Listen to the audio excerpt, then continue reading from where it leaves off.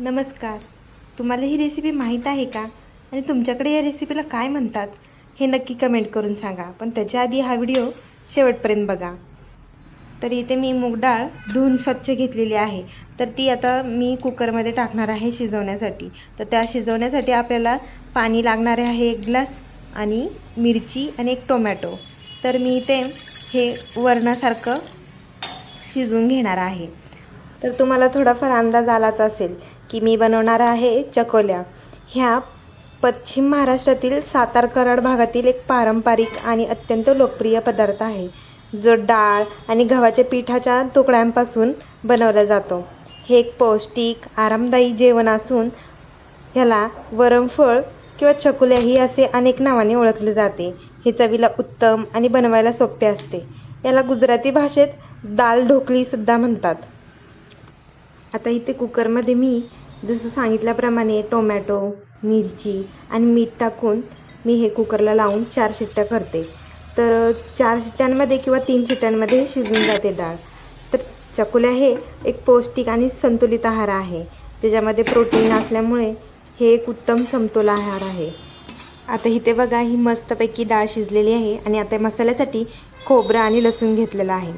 तर इथे गोळा घेतलेला आहे चपातीचा. तो चपातीचा गोळा लाटायचा आहे.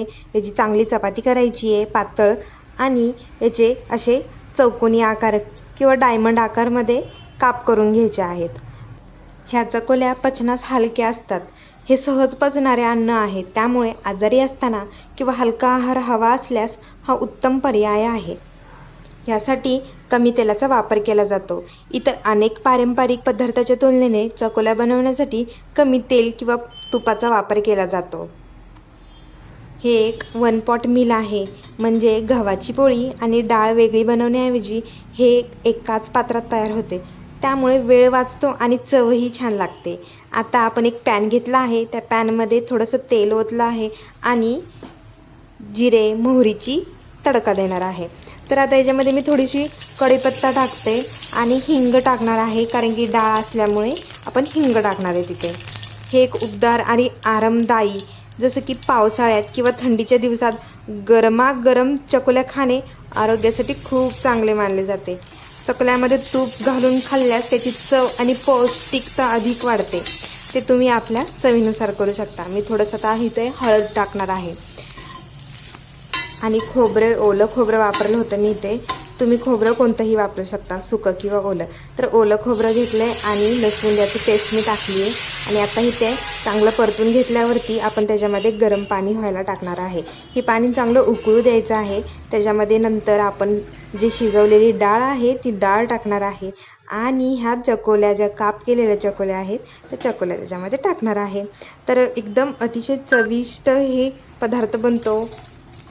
आमच्या घरी हे कोणत्याही दिवशी आवडणारा जलद पदार्थापैकी एक पदार्थ आहे. जुन्या काळात आमच्याकडे ही आजी बनवायची आणि आता पण बनवले जाते. वरणातील असतील तर जास्त चांगली रुचकर चव लागते आणि गरम गरम खाल्ल्याने घशाला पण ही शेक मिळतो. खास तेव्हाच बनवली जायची जेव्हा कोणाचा घसा दुखत असेल की ही रेसिपी नक्की बनवली जायची. आता एक याला चांगली उकळी येऊ द्यायची आणि हे चकोल्या म्हणजेच गव्हाचं जे पीठ आहे ते चांगलं शिजूस्तवर घ्यायचं आहे हे उकळून, आणि मग आपल्या चकोल्या रेडी आहेत. तर अशा नवनवीन व्हिडिओ पाहण्यासाठी माझ्या चॅनलला लाईक करा, शेअर करा आणि सबस्क्राईब करा. आणि आतापर्यंत जर सबस्क्राईब केलेलं असेल तर सबस्क्राईब बटनवरती क्लिक करा. तर रात्रीच्या जेवणासाठी झटपट तयार ही चकोल्या रेसिपी रेडी आहे. तर मी आता सर्व करते आणि त्याच्यामध्ये मी कोथिंबीर पण टाकली होती. तर ही नवशिकाऊ मुलींसाठी रेसिपी आहे. तर तुमच्या मैत्रिणींना शेअर करा, कमेंट करायला विसरू नका. जेव्हा कधी भात भाजी शिजवण्याचा मूड नसताना शिजवण्यासाठी हा उत्तम पदार्थ आहे. तर हा पापड, लोणचे आणि चटणी वगैरे याच्याबरोबर तुम्ही खाऊ शकता किंवा हे असेही खाऊ शकता. एक टिप आहे ती म्हणजे जसा जसा वेळ जाईल तसे तसे ते घट्ट होऊ लागते, म्हणून त्यानुसार पाणी घाला. तर आपली चकोल्याची डिश रेडी आहे. चला तर मग वेळ न घालवता हे मी खायला स्टार्ट करते.